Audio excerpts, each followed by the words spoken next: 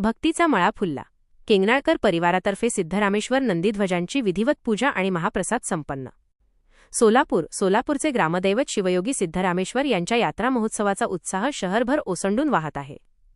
सालाबादप्रमाणे चालत आलेल्या परंपरेनुसार यंदाही केंगणाळकर परिवाराच्या वतीने सिद्धरामेश्वरांच्या नंदीध्वज काठ्यापूजनाचा सोहळा अत्यंत भक्तिमय वातावरणात पार पडला.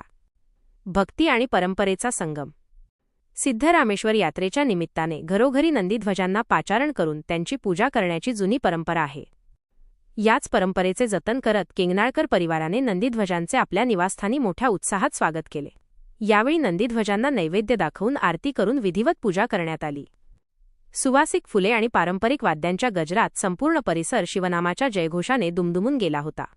महाप्रसादाचे भव्य नियोजन. केवळ पूजाच नव्हे तर सामाजिक बांधिलकी आणि सेवेचा वारसा जपत केंगणाळकर परिवाराने यावेळी भव्य महाप्रसादाचे आयोजन केले होते.